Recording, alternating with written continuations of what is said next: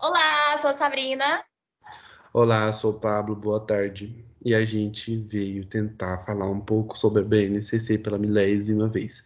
Então, a BNCC ela é um projeto do governo com parceria da sociedade, se diz assim, com parceria da sociedade, a gente não sabe se realmente teve essa parceria para fazer um documento que seguisse e que desse uma orientação para o professor dentro da sala de aula para que ele pudesse, assim, seguir numa linha de acordo com o governo, a BNCC, Base Nacional Comum Curricular.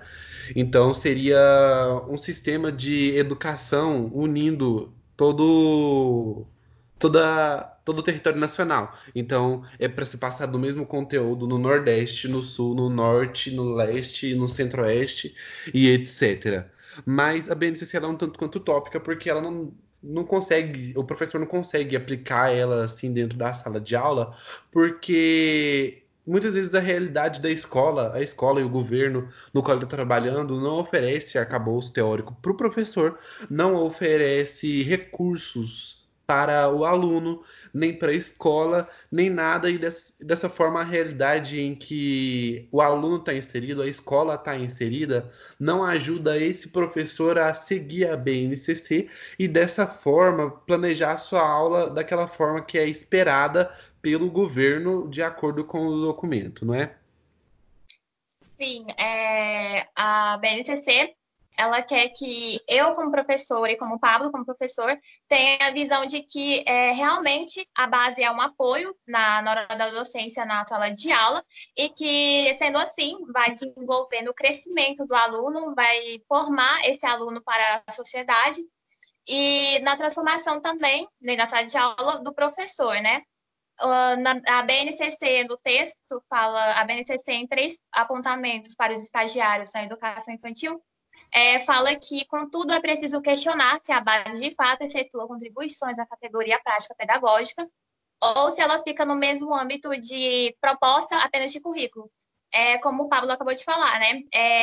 A gente questionar mesmo a BNCC, ela faz com que o aluno se desenvolva, né, na sala de aula, faz se realmente funciona, né, essa proposta do governo para as instituições escolares, né, e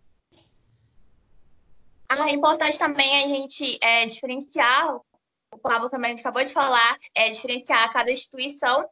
Tem instituição que tem recursos didáticos, como data show, televisão, entre outras coisas, e tem escola que não tem, né? Ou seja, questionar se essa base ela é realmente democrática, se ela alcança todos os pontos de educação que existe no Brasil, que não alcança na realidade, né? A gente vê que escola, o professor ele é obrigado a passar o aluno, né, no segundo ano do ensino fundamental.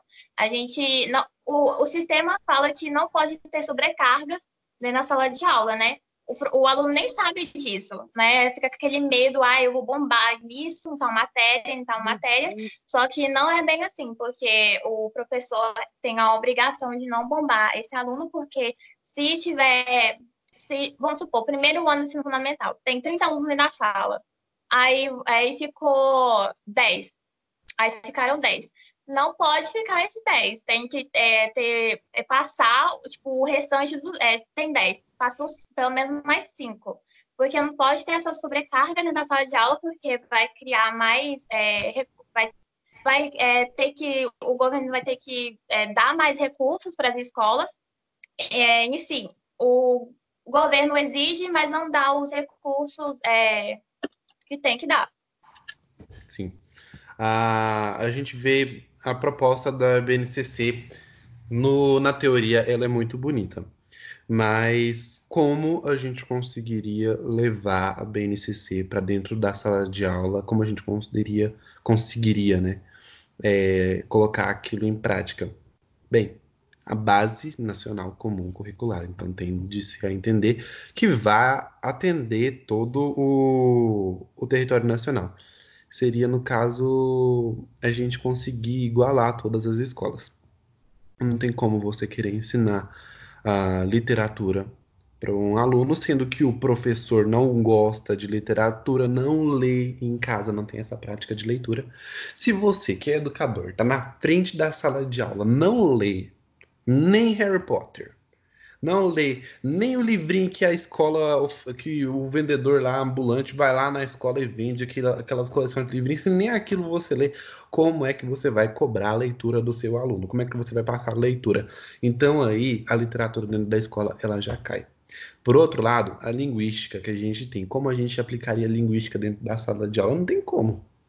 Porque muita gente, um professor, para ele aplicar a linguística dentro da sala de aula, ele tem que driblar o sistema porque geralmente o governo ele quer um analfabeto funcional. Ele sabe escrever o próprio nome, ele sabe fazer continha, ele sabe ler, mas ele não pensa nada de forma crítica. Se você já vai ensinar linguística dentro da sala de aula, você já vai colocar a criança, o adolescente, como um ser crítico, como um ser pensante. Se ele começa a pensar, ele não é tão interessante assim para o governo, porque ele não vai se sujeitar a qualquer coisa que o governo tende a oferecer para ele.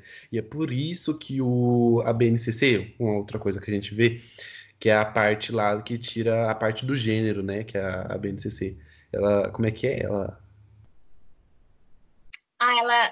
como é que, A ela parte. retira mesmo parte do gênero e sexualidade dentro do currículo, da Sim. base. Nisso, por exemplo, o seu pai viu que a escola tá te ensinando, aí tem, na parte lá tinha que o pai também tinha uma aula para ele se conscientizar daquilo e tudo Sim. mais. Nessa parte, a nossa sociedade, infelizmente, ela é tradicionalista. Então, o tradicionalismo ele tende a regredir, a estagnar o processo de evolução do país, porque ele bloqueia alguma coisa. Então, aquilo que ia ajudar a criança a crescer pensando já vai colocar ela como paradigma, como um preconceito e tornando aquilo mais do mesmo um círculo vicioso. Então, se o governo não tende a investir nisso, na formação, na criação do sujeito pensante, e sim na formação do sujeito trabalhador, não tem como colocar a BNCC dentro da sala de aula, porque seria só mais uma hipocrisia. Na BNCC tem as partes das habilidades e da competência. Na parte das competências, a BNCC supõe que quer aluno pensante, que quer aluno que questiona, só que na realidade não é assim, né? Igual você acabou de falar. Eles querem mais mão de obra do que aluno dentro de uma sociedade questionando, tentando movimentar ali alguma questão estagnada, né? Sim, tem professor que ele não dá nem liberdade para o aluno falar dentro da sala de aula. Já tive aula de filosofia e sociologia onde os alunos com esse instinto crítico eles eram podados. O professor, eles queriam fazer uma pergunta, uma observação lá, o professor simplesmente ignorava a mãozinha dele para cima lá. E no texto esse texto que a gente acabou de falar, fala sobre isso também, do aluno ter uma forma democrática de interagir na sala de aula, dele questionar, dele supor alguma aula como ele queria que acontecesse, né? E ele não tem esse protagonismo na sala de aula.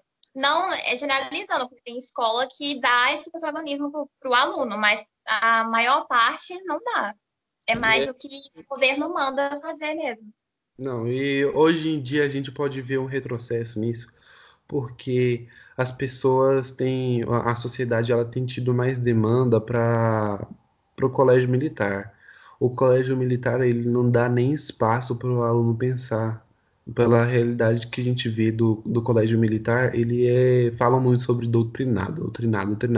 O colégio militar é o que mais faz isso de uma forma indireta. E não é uma doutrinação positiva, porque o colégio militar, tem boas notas no vestibular e tudo mais, mas a gente não vê a qualidade pela quantidade. Então, não dá pra gente medir por aí a qualidade do ensino. E vai lá ver se a BNCC está sendo aplicada lá também. E lembrando que a gente não está desfazendo de escola pública, né? Mas sim do governo, do que ele propõe. Porque os professores, alguns professores, não gosto de generalizar, faz de tudo para a aula ser boa, faz de tudo para o aluno se envolver mesmo de fato dentro da sala de aula, mas é mais a questão da base mesmo, né? O que ela exige, o que realmente acontece de fato. Sim, é o grupo. Porque a gente sempre vai ter alguma coisa para estragar o nosso plano de educação. Quando não é o professor com um pouco arcabouço teórico, é a coordenação podando o professor, é o aluno não tendo interesse na aula, não se dispondo a fazer as tarefas propostas, as atividades que são propostas. A direção da escola chega em você e fala: não, você não vai fazer isso dentro da minha da sala de aula porque o pai de tal aluno não gosta. Tipo, eu quero levar eles para assistirem um filme, fazer uma reflexão sobre isso, ler tal livro e descarnar o livro inteirinho e tudo mais. E professor, isso é interessante para a escola? Isso é interessante para o vestibular? Eu Aí, acho que eu acho que é questão mesmo de prática mesmo, né? Não só de papel, porque não, é o todo, né? Todo mundo é o todo, é professor, coordenação, é o governo, porque só um pedaço de papel para instruir o professor a lidar com os alunos da sala de aula, do que ensinado, como fazer, não basta. Não basta. sim. Se a coordenação não deixa o professor agir na sala de aula. E a gente pode ver que a BNCC ela tem um pensamento futurístico. Ela não foi programada para agora, ela foi programada para depois. É sempre, os projetos Então, do governo é sempre programados para o futuro. Aí a educação vai ficando estagnada, a mesma coisa. sim. Então a gente tinha que primeiro começar a mudança nas escolas. Se você quer uma base comum para toda a extensão nacional, você tem sim que mudar todas as escolas. Você tem que dar todos os recursos para o aluno, todos os recursos para o professor, que o salário dele não é grande, não é lá essas coisas para ele sair dando todos os recursos que ele tem que dar para os alunos.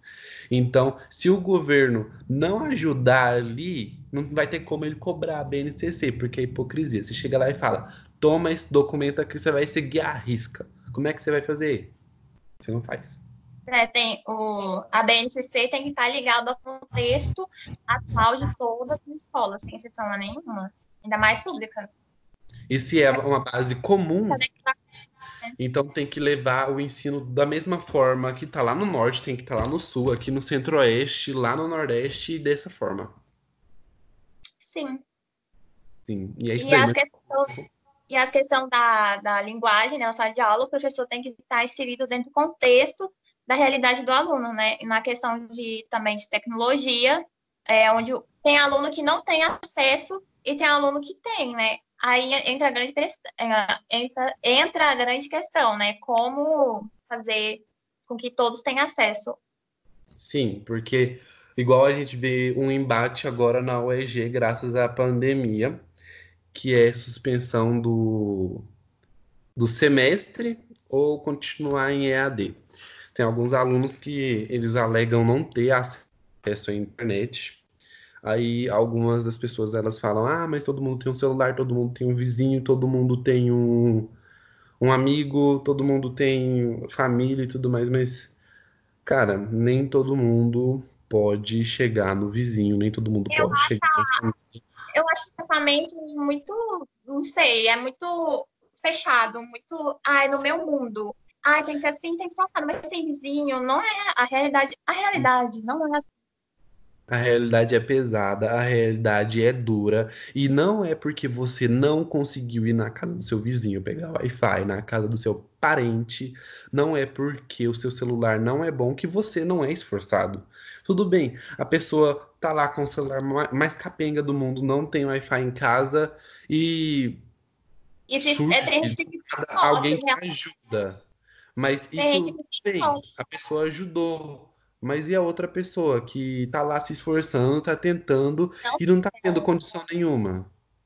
é verdade. Tem que pensar ao todo, sabe? É muita coisa. Sim, não dá para você simplesmente julgar a pessoa. Então, nesse atual contexto, também tem aquilo. Hoje em dia, dentro de uma escola, quantas são as escolas públicas que têm um laboratório de informática? Na minha. Não, mentira. Não. Então, Não, a maior parte não tem, realmente. muitas escolas, não, pelo contrário, pior ainda, porque o buraco é um pouco mais fundo. Muitas escolas têm o laboratório de informática, mas ele tá trancado. Ele Ah, não é verdade. usado. Ou tem computador, mas não funciona.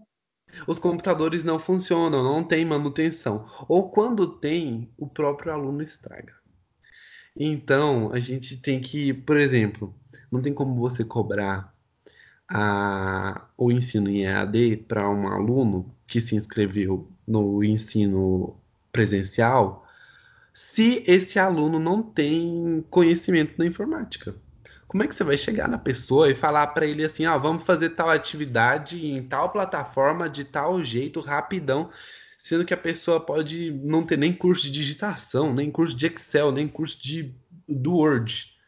Então é difícil. E as pessoas falam, não, mas a gente já tá no quinto período, a gente conseguiu. Como é que você conseguiu chegar até aqui? E a pessoa que acabou de entrar, como é que faz? É uma grande questão, né? Hum, Isso acaba indo pro professor, né? No Sim, caso, ele vai ter que resolver tudo. Não é um ele tem que governo mais, é o pensar, professor. É porque a instituição. o ensino à distância não é só pelo computador, não é só É, pelo celular. Então, o professor ele tem que pensar numa outra forma de chegar a esse aluno, nem que seja por carta, nem que seja por sinal de fumaça, mas que ele consiga levar o conhecimento a esse aluno e fazer validar esse semestre. Por exemplo, principalmente nas atuais circunstâncias pela pandemia. é. Tem mais alguma É, consideração? não, é isso. Tá ficando grande já. Isso, obrigado, gente. Se inscreva no canal. Ah,